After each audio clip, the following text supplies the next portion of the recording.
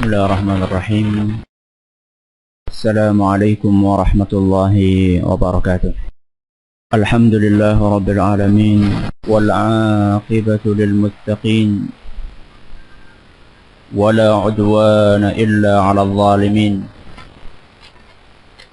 Wa sallallahu wa sallama ala nabiyyina Muhammadin wa ala alihi wa sahbihi wa man tabi'ahum bi ihsanin ila yaumiddin.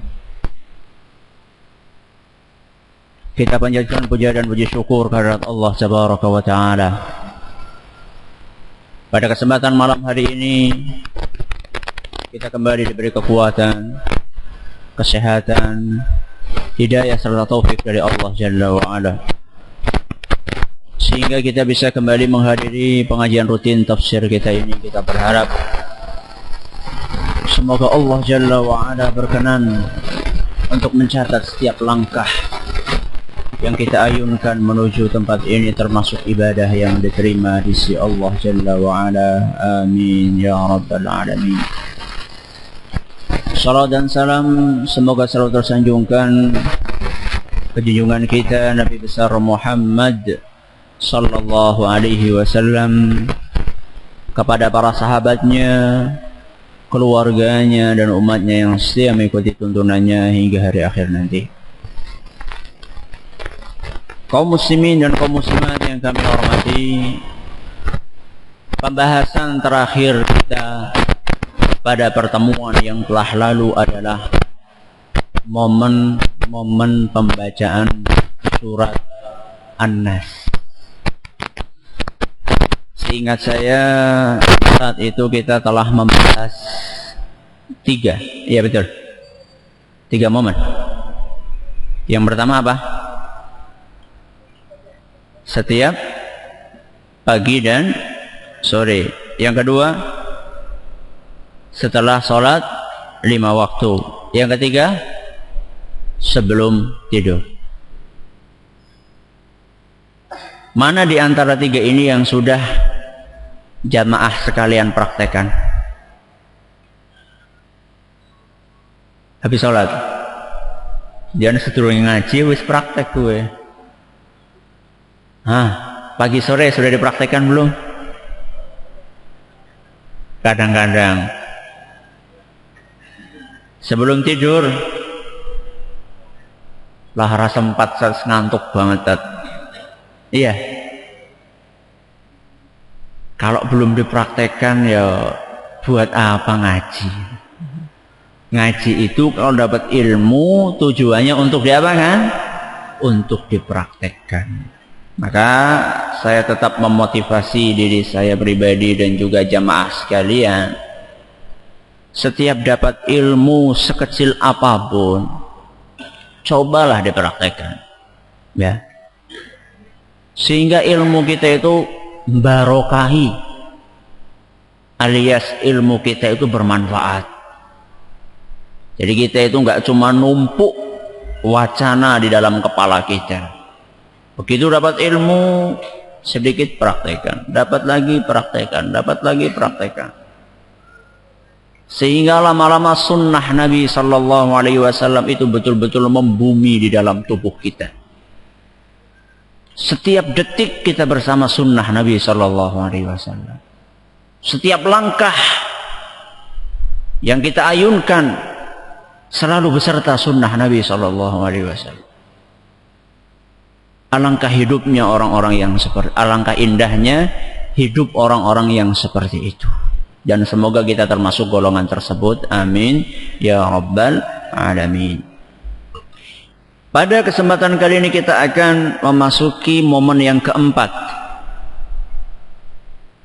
di antara momen pembacaan surat An-Nas. Apakah itu? Di saat meruqyah, di saat meruqyah orang yang sakit.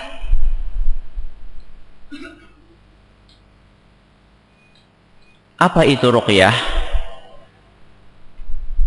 Ruqyah adalah metode pengobatan dengan ayat-ayat Al-Quran dan zikir yang diajarkan oleh Rasulullah sallallahu alaihi wasallam. Ruqyah adalah metode pengobatan dengan menggunakan ayat-ayat Al-Quran dan zikir-zikir yang disebutkan dalam sunnah Nabi sallallahu alaihi wasallam. Kata Aisyah radhiyallahu anha dalam suatu hadis yang diriwayatkan oleh Imam Bukhari dan Muslim, kana Rasulullah sallallahu alaihi wasallam idza marida ahadun min ahlihi, jika salah satu dari keluarga Rasulullah sallallahu alaihi wasallam sakit, nafatha alaihi bil muawwidzat, beliau yaitu Rasulullah sallallahu alaihi wasallam menghembuskan nafas beserta sedikit ludah dari mulutnya dan membaca al-muawwidzat. Masih ingat al-muawwidzat apa itu? Qulhu, falak, dan apa? Nas.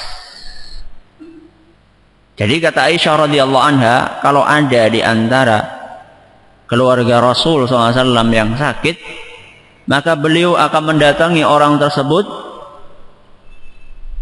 dibacakan 3 surat tadi, Qulhu, Falak, dan Nas, kemudian dihembuskan dari mulutnya nafas dengan sedikit ludah. Inilah yang diistilahkan atau yang dinamakan dalam bahasa Arab dengan an-nafas.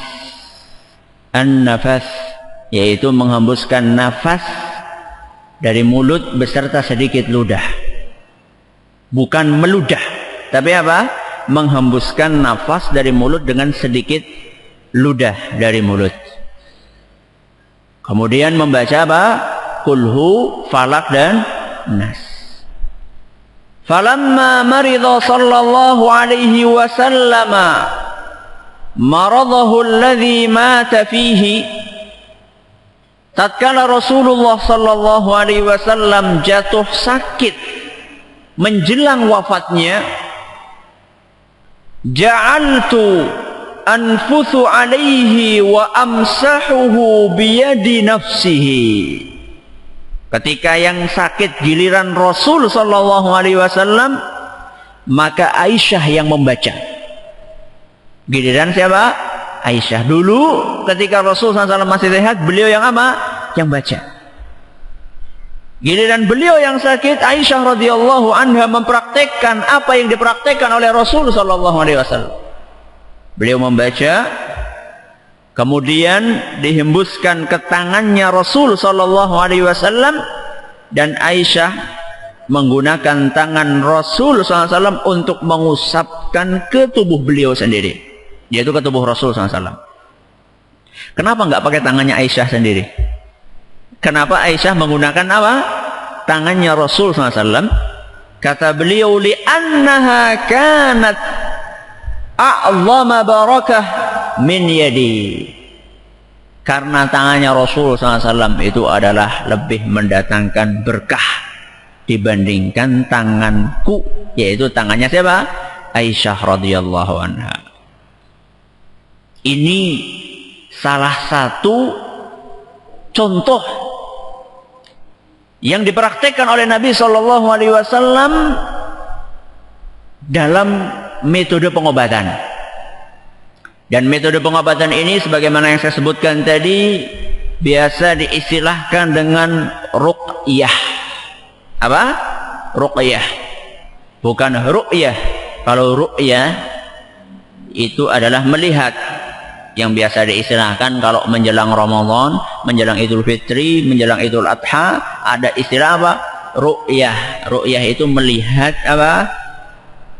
Bulan. Kalau ini adalah ruqyah, pakai qaf, ruqyah, pengobatan dengan ayat-ayat Al-Quran dan juga zikir yang diajarkan oleh Rasul Sallallahu Alaihi Wasallam. Di sini saya ingin memberikan sebuah catatan penting mengenai ruqyah. Dan saya memandang ini penting untuk disampaikan. Beberapa tahun belakangan ini, ruqyah booming di mana-mana. Nah, di Indonesia beberapa tahun belakangan ini ruqyah ini booming. Di mana-mana orang mendengar istilah apa? Ruqyah. Baik lewat media cetak maupun lewat layar kaca atau lewat radio bahkan. Meskipun di sana sini masih ada beberapa sisi yang perlu untuk dibenahi, keterbukaan mata umat kepada metode syar'i ini adalah merupakan suatu fenomena yang menggembirakan. Apalagi mereka sudah mulai meninggalkan tata cara pengobatan menyimpang yang biasa dikomandani oleh para dukun dan paranormal. Ini merupakan suatu hal yang apa? Menggembirakan. Akhirnya tempat praktek para dukun itu mulai sepi dari pasien. Karena kaum muslimin mulai kenal yang namanya apa? Ruqyah. Dan kesadaran umat akan akidah serta bahaya pergi ke dukun mulai tumbuh, dan ini suatu hal yang menggembirakan. Tapi dengan mulai sepinya tempat praktek para dukun, tidak sedikit di antara mereka yang banting setir, menerjuni juga apa? Praktek apa? Ruqyah. Bahkan mereka bela-belain merubah penampilan. Kalau dulu biasanya pakai belangkon, setelah buka pelang ruqyah dia berubah kayak ustadz. Bahkan penampilannya kayak wali. Pakai jubah. Kemudian pakai, untuk meyakinkan pasien itu pakai tasbih yang dikalungkan. Kemudian gedenis menemenin dia. Kalau dulu biasanya bawanya keris, sekarang bawanya tasbih. Kalau dulu di depan namanya pakai ki sapa atau mbah sapa, sekarang pakainya kiai, gus, apalagi ustadz, apalagi haji pangkat 7, karena sudah 7 kali haji mungkin. Dan begitu banyak gelar-gelar lainnya untuk mengesankan bahwasanya dia itu adalah betul-betul mempraktikkan ruqyah syar'iyyah. Bukan hanya itu, majalah, tabloid, koran yang dulunya merupakan corong para dukun dan sangat intens dalam menjajakan jimat dengan berbagai macam bentuknya, mereka juga ikut-ikutan buka praktek ruqyah. Bukan hanya praktek ruqyah, bahkan mereka membuat pelatihan untuk menjadi praktisi ruqyah. Itulah hebatnya peluang bisnis. Sekali jadi ikut penataran bayarnya sekian ratus ribu. Saya baca itu, kok ya banyak juga yang ikut gitu. Andaikan gerakan alih haluan tersebut dimotivasi karena mereka tobat dari praktek perdukunan, dan andaikan cara ruqyah yang mereka praktekkan itu sesuai dengan syar'i, maka saya akan ucapkan alhamdulillah. Andaikan pindah haluan tadi karena tobat, dan juga andaikan praktek ruqyah mereka itu betul-betul murni sesuai dengan syariat, maka saya akan sangat bersyukur kepada Allah Subhanahu wa ta'ala karena banyak dukun yang tobat. Tapi kenyataan di lapangan berbicara lain.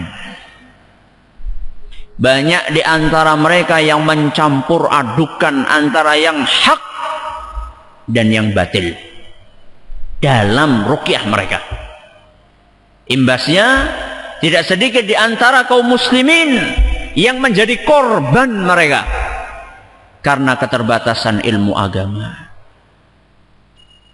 Dan jenis penyimpangan yang mereka lakukan itu beragam. Ada yang sampai taraf kesyirikan, ada yang bermuatan khurafat dan bid'ah. Saya akan membawakan beberapa contoh kekeliruan dalam praktek ruqyah tersebut berdasarkan apa yang kami lihat dari majalah mereka atau praktek mereka di media massa atau media atau layar kaca, yang ini seharusnya menjadikan setiap muslim itu bersifat cerdas tatkala dihadapkan dengan realita tersebut. Tidak sempatasnya seorang muslim itu mudah percaya dengan label atau bungkus, tapi dia harus mencermati dengan seksama praktek yang mereka lakukan. Contoh pertama, di antara praktek yang menunjukkan atau bisa dijadikan sebagai indikasi bahwasanya ruqyah tersebut adalah ruqyah gadungan. Yang pertama, ruqyah yang bermuatan permintaan tolong kepada selain Allah. Ruqyah yang bermuatan permintaan tolong kepada selain Allah.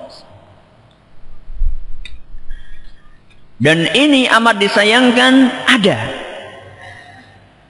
Saya menemukan di beberapa referensi, ada di antara mereka yang menyelipi atau menyisipi ruqyahnya itu dengan permohonan tolong kepada Nabi Adam alaihissalam.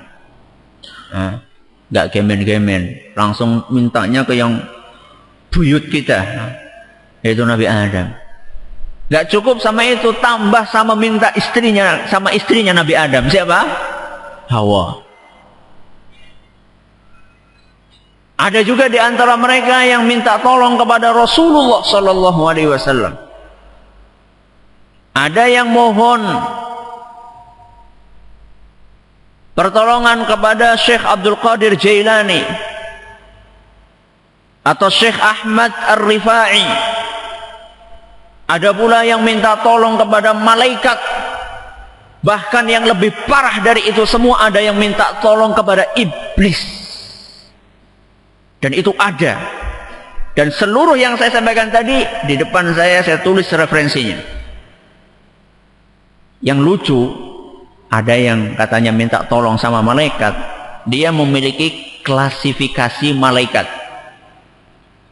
Menurut dia ada 5 jenis malaikat. Yang pertama, ada malaikat namanya Adam Ahmad. Malaikat siapa? Adam Ahmad. Apa kerjaannya? Malaikat Adam Ahmad ini katanya penguasa daratan. Penguasa apa? Daratan. Yang kedua, malaikat Khidir Ahmad. Ini penguasa lautan. Wah, saya nggak nyanyi Roro Kidul ini.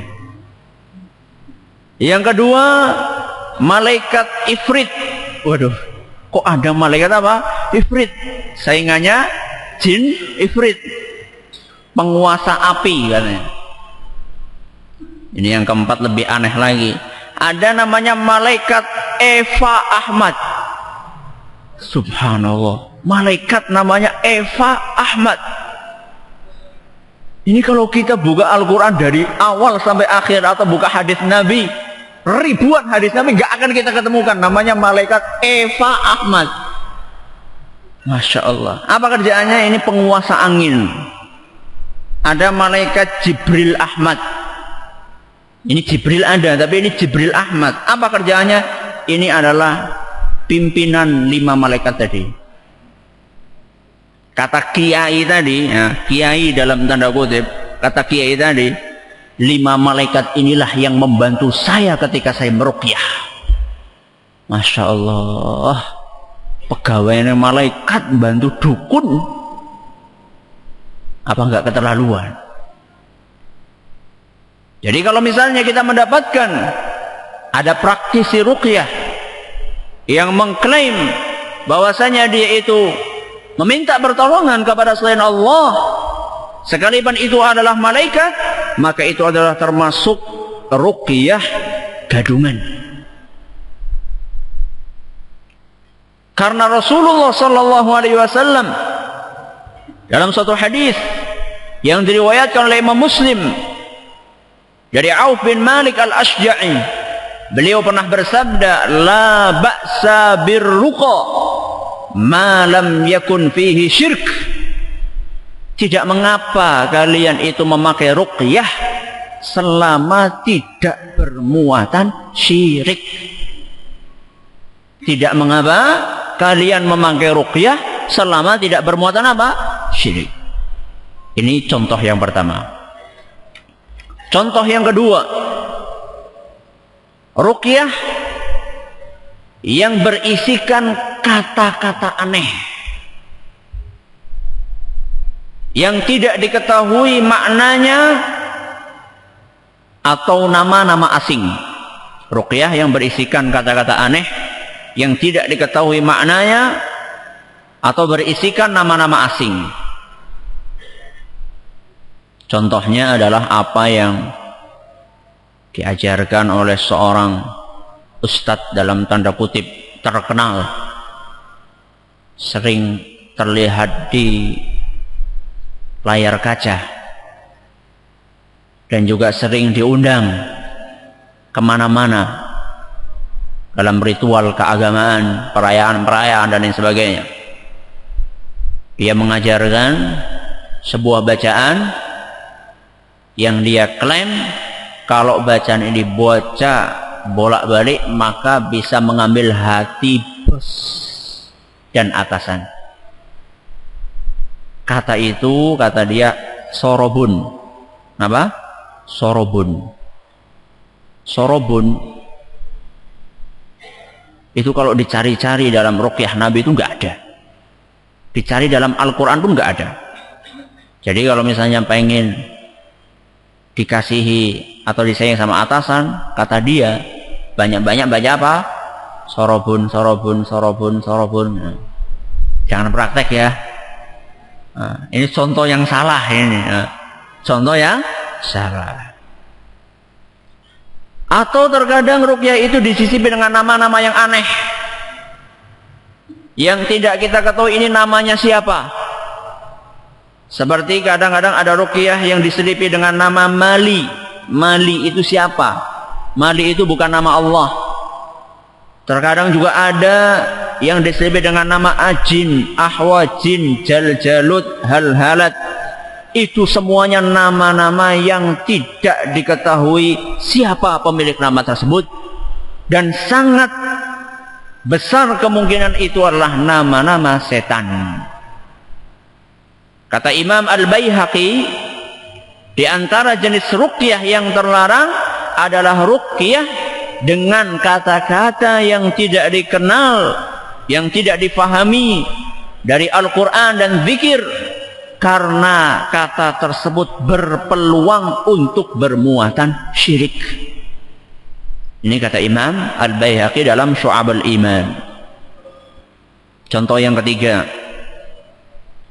ruqyah yang dibarengi dengan puasa yang diiringi pantangan untuk memakan makanan yang terbuat dari makhluk bernyawa. Ruqyah yang dibarengi puasa yang diiringi pantangan untuk memakan makanan yang terbuat dari makhluk bernyawa. Ini saya baca di sebuah majalah perdukunan, ya. Jadi setelah membaca-baca apa bismillah, kemudian apa ayat-ayat Al-Quran yang dia hafal, kemudian dia mengatakan harus puasa 7 hari dan tidak boleh makan makanan yang terbuat dari makhluk yang bernyawa. Ya maksudnya mungkin ya nggak boleh daging-dagingan, ikan-ikanan. Dan ini sama sekali nggak dituntunkan sama Nabi SAW. Nabi tidak pernah mengajarkan kita, kecuali kalau tidak memakan makanan yang bernyawa itu karena rekomendasi dari dokter, karena kolesterolnya tinggi misalnya, itu gak masalah. Ini kolesterol gak tinggi, kemudian HB-nya standar, kok tiba-tiba gak boleh makan makanan yang tadi itu. Ini menunjukkan bahwasanya ruqyah yang dipraktekkan oleh orang tersebut adalah merupakan ruqyah yang perlu dipertanyakan kesyar'iannya. Yang keempat, ruqyah yang dibumbui praktek menjadikan seseorang sebagai mediator. Ruqyah yang dibumbui praktek menjadikan seseorang sebagai mediator untuk dimasuki jin. Untuk dimasuki jin guna ditanyai berbagai pertanyaan. Pernah melihat praktek ini? Di mana? Hah? Di TV? Siapa? Hah? Apa? Siapa yang praktek itu di TV? Tim pemburu hantu. Pernah dengar acara ini? Yang ada dalam stasiun LaTV. Nah, ini sekelompok orang yang, maaf, ngawur luar biasa. Tapi sayangnya rating acara ini itu sangat tinggi. Banyak keganjilan yang ada dalam tim ini. Mulai dari pemagaran. Pemagaran apa? Gaib. Jadi kalau misalnya mereka disuruh ruqyah suatu rumah yang angker, pertama mereka melakukan apa? Pemagaran. Dipagari itu. Supaya tidak ada jin yang bisa nyusup ke dalam. Kemudian situ mereka kelahi dengan apa? Dengan jin. Ada yang pingsan, kelahi dengan jin. Ada yang nendang ke sana kemari. Itu kalau menurut saya itu kayaknya drama itu. Apa? Drama dan sandiwara. Ada yang seakan-akan dia itu sedang apa? Dengan adu apa? Kekuatan. Ada yang nendang terbang ke sana. Ada yang mukul. Ada yang komat kamit. Dan salah satunya adalah mereka sering mengambil satu orang sebagai apa? Mediator. Jadi jin yang ada di mana? Di rumah itu diminta untuk masuk ke dalam tubuh orang tersebut. Setelah masuk kemudian diajak untuk apa? Diajak untuk dialog. Ya entah pertanyaan apa saja. Mungkin kamu itu namanya siapa, mungkin ya, umur kamu berapa, punya anak enggak, mungkin ya.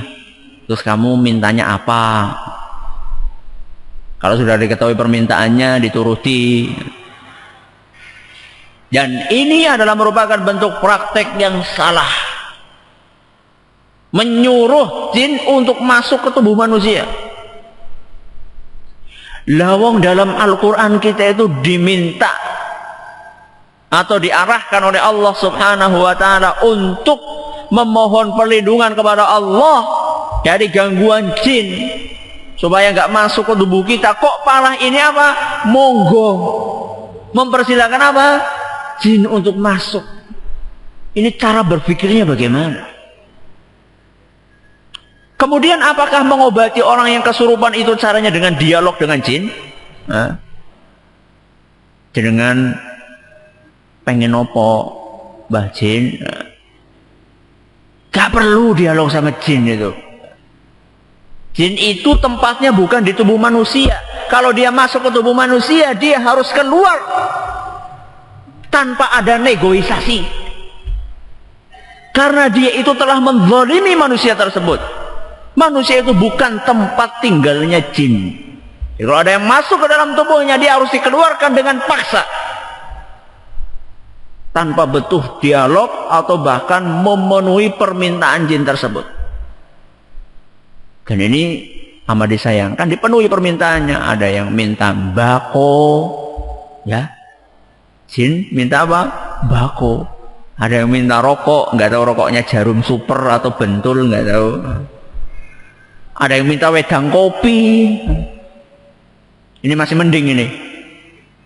Ada yang minta disembelihkan ayam hitam. Nah, ini sudah termasuk apa? Syirik. Mempersembahkan sesaji kepada selain Allah Subhanahu wa ta'ala.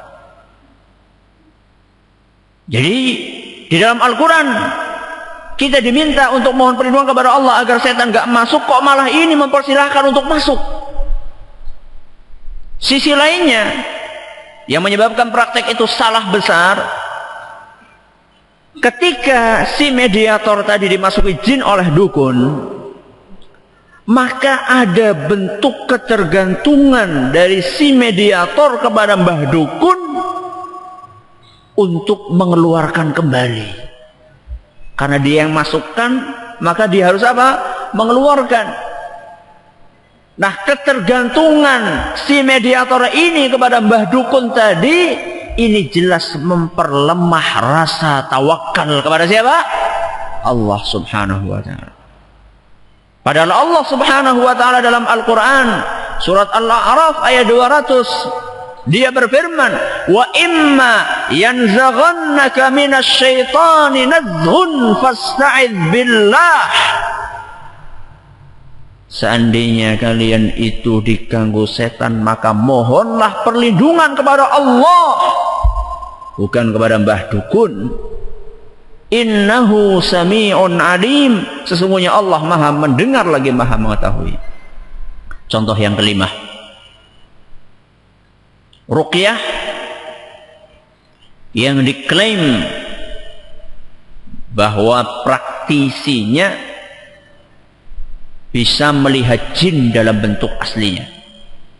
Ruqyah yang diklaim bahwasannya praktisinya bisa melihat jin dalam bentuk aslinya.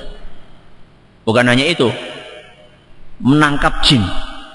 Bukan hanya melihat, bisa apa? Menangkap. Bukan hanya menangkap, memasukkannya ke dalam apa? Botol tutup. Kemudian memindahkannya ke tempat lain. Ini siapa yang praktek kayak gini nih? Orangnya itu juga, sama juga. Tim pemburu apa? Hantu. Bahkan mereka membawa pelukis yang bisa melukis apa? Hantu. Jadi yang ini sibuk praktek, yang ini sibuk apa? Gambar. Oh, jin yang ada di rumah ini bentuknya kayak gini. Selalu gambarnya itu mengerikan. Ada yang orang nggak ada kepalanya megang, dipegang sama dia, darahnya mengucur kemana-mana. Pokoknya selalu tampilannya jin itu apa? Mengerikan. Nggak cuma itu, mereka mengklaim bisa megang jin, masukkan ke botol, dipindah kemana saja. Kemampuan untuk menguasai jin itu hanyalah keistimewaan yang Allah berikan hanya kepada siapa? Nabi Sulaiman alaihi salam, dan tidak kepada selain beliau. Kalau nggak percaya, cermati Al-Quran surat Shad ayat 35, 36 sampai 39. Shad 35, 36 sampai 39. Al-Anbiya ayat 81 sampai 82. Al-Anbiya 81 sampai 82. Surat Saba ayat 12 sampai 14. Saba ayat 12 sampai 14, dan surat An-Naml ayat 39. Surat apa? An-Naml ayat 39. Contoh yang keenam, ruqyah yang diklaim bahwa praktisinya mampu untuk memindahkan penyakit pasien ke hewan. Ruqyah yang diklaim bahwa praktisinya mampu untuk memindahkan penyakit pasien ke hewan. semisal kambing misalnya. Jadi ini sangat disayangkan Ustadz dalam tanda kutip terkenal yang saya sebutkan di atas tadi atau yang saya isyaratkan di atas juga praktek hal ini. Dan dukun-dukun yang lainnya juga praktek hal yang sama. Kasihan dia kambingnya ya. Apa dosa kambing? Hah? Apa dosa kambing dia disuruh menanggung penyakit kanker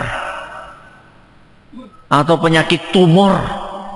Bayangkan, yang sakit anak Adam, yang suruh nanggung siapa? Kambing. Ya Allah, mendingan kambingnya buat saya, buat kurban aja. Apa dosanya kambing? Az-zulmu zulumatun yaumal qiyamah. Kezaliman itu akan mendatangkan kegelapan yang berlapis-lapis pada hari kiamat. Jadi Anda itu telah menzalimi kambing. Sekalipun itu kambing akan Anda pertanggungjawabkan pada hari kiamat di hadapan Allah Jalla wa'ala. Terus, ini yang pertama. Yang kedua, memindahkan penyakit dari tubuh ke kambing itu pakai bantuan apa? Gak mungkin pakai kemampuan dia sendiri, gak mungkin. Mesti pakai bantuan apa? Setan. Terus kalau setan ngasih bantuan, apa setan itu ngasih bantuan dengan gratis? Hah? Baik sekali setannya kalau misalnya ngasih bantuan dengan apa? Gratis. Mesti ada apa? Ada imbalannya. Nggak butuh duit setan itu. Imbalannya adalah si dukun tadi harus melakukan ritual-ritual yang menyimpang dari agama Islam, atau bahkan sampai taraf kesyirikan. Na'udzubillahi min dzalik. Yang ketujuh, salah satu ruqyah atau praktek yang bisa dijadikan indikasi bahwasanya ruqyah itu adalah ruqyah yang tidak benar adalah ruqyah yang praktisinya itu hanya memandang mata si pasien. Nah, pasiennya datang, cuma dia apa? Dipelototi matanya, nggak baca apa-apa, cuma dilihati terus matanya. Adu apa? Adu mata. Atau ruqyahnya itu isinya cuma mejet bagian tubuh mana, jempol, apa kaki, tanpa ada bacaan ya, tanpa ada apa? Bacaan. Jadi cuma mejet saja, nggak ada bacaannya. Atau kadang-kadang pakai bacaan, tapi bacaannya itu diselipi dengan bacaan yang tidak jelas. Suaranya lirih. Ini kita perlu hati-hati. Jadi kalau misalnya ada orang ngobati, pertamanya siapa? Fatihah, Falak, Nas. Engko nang tengah-tengah gremet-gremet komat kamit. Gak tahu apa yang dibaca ya. Wes bablas anginnya. Mungkin ya itu yang dibaca. Saya nggak tahu. Kemudian di akhirnya baru ditutup dengan birahmatika ya arhamar rahimin atau apalah. Diawali dengan bismillah, diakhiri dengan birahmatika ya arhamar rahimin. Di tengahnya ini nggak jelas apa yang dibaca. Hati-hati. Hati-hati. Kalau orang yang meruqyah dan ruqyahnya syar'iyah, dia dituntut untuk memperjelas bacaannya dari awal sampai akhir sehingga diketahui apa yang dibaca. Sehingga diketahui apa yang dibaca, tidak diselipi dengan bacaan-bacaan yang tidak jelas, yang bermuatan jampi-jampi atau mantra-mantra yang barangkali bermuatan kesyirikan. Ini 7 contoh praktek ruqyah yang tidak benar, dan bukan hanya 7 ini saja. Saya pikir masih banyak praktek yang lainnya yang mereka selalu melakukan inovasi. Nah, selalu melakukan apa? Inovasi. Kalau ketahuan belangnya, mereka akan ganti apa? Ganti dengan cara yang lainnya. Maka kita harus cermat dalam menghadapi itu semua. Sebelum kita tutup, saya ingin mengucapkan terima kasih kepada jamaah sekalian yang telah membeli CD serta makalah. Kemudian hasil penjualan kemarin itu sebesar 1.391.000 dan semuanya sudah diinfakkan untuk pembangunan pondok yang ada di Kedung Wuluh, dan saya sama sekali tidak mengambil sepeser pun, alhamdulillah. Dan saya juga mengucapkan terima kasih kepada para pemuda Masjid Agung Darussalam dan semua yang memiliki andil dalam penggandaan CD serta makalah tersebut. Semoga Allah menjadikan itu sebagai amal soleh kita semua, amin ya rabbal alamin. Dan mohon maaf ketika ada beberapa CD yang mungkin tidak bisa dibaca. Kalau yang mau komplain silahkan datang saja ke Wartel. Insya Allah nanti akan diganti dengan CD yang baru, atau mungkin akan dilihat apa masalahnya. Ya mohon dimaklumi, ini kan baru pertama ya, baru apa? Pertama. Jadi bukan komersil, kemudian juga bukan ahli, bukan terlalu ahli ya. Jadi kalau misalnya ada kekurangan di sana sini, kemudian waktunya juga sempit, kalau ada kekurangan di sana sini ya mohon dimaklumi, tapi insya Allah panitia tidak akan berlepas diri dan akan melayani komplain tersebut. Silahkan datang saja ke Wartel Darussalam. Ada pertanyaan?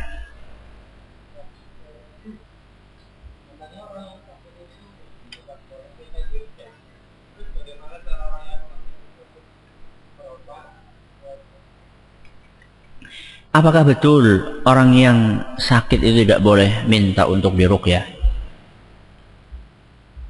Dalam hadis riwayat Bukhari dan Muslim, ketika Nabi SAW menjelaskan salah satu kriteria orang yang akan masuk surga tanpa hisab dan tanpa adab, beliau bersabda, salah satu kriteria golongan tersebut, wala yastarqun, dan mereka tidak minta untuk diruqyah. Para ulama menjelaskan, orang-orang yang masuk ke surga tanpa hisab, tanpa azab, inilah orang-orang yang keimanannya begitu sempurna, sehingga mereka sampai meninggalkan hal-hal yang sebenarnya itu diperbolehkan, cuman bisa mengurangi kesempurnaan iman. Salah satunya adalah minta untuk diruqyah. Karena tingginya rasa tawakal golongan tersebut kepada Allah, maka dia tidak menggantungkan diri kepada orang lain dan tidak minta apapun juga kepada orang lain, termasuk minta diruqyah. Dan ini bukan berarti menunjukkan bahwasanya minta diruqyah itu tidak boleh. Tetap boleh, tapi kurang afdol. Tidak berdosa orang yang minta diruqyah, karena tadi sedang berbicara kesempurnaan iman yang hukumnya sunnah, bukan sesuatu yang hukumnya wajib. Maka tetap boleh seorang minta diruqyah, tapi kurang sempurna. Terus bagaimana Ustaz solusinya? Solusinya pertama, dia berusaha meruqyah diri sendiri. Dia meruqyah diri sendiri kalau bisa, ya. Kalau bisa. Cara yang kedua, kalau misalnya dia tidak bisa meruqyah diri sendiri, kaum muslimin seharusnya itu memiliki empati. Kalau ngelihat saudaranya lagi kayak gitu tanpa diminta, dia apa? Dia akan bantu saudara dia tersebut, tanpa harus didatangi sama orang minta tolong dan sebagainya. Begitu tahu temannya itu adalah memiliki penyakit entah kesurupan atau apa, tanpa diminta dia sudah datang ke situ dan dia meruqyah. Kalaupun ternyata sudah nunggu-nunggu kok nggak ada yang tersentuh hatinya, maka saat itu tidak masalah dia untuk meminta diruqyah, hanya saja itu kurang sempurna. Keimanannya kurang sempurna, dan barangkali itu akan menutup peluang dia untuk masuk ke dalam golongan tadi, golongan yang masuk ke surga tanpa dihisab, tanpa diazab. Ada lagi? Silahkan. Cukup?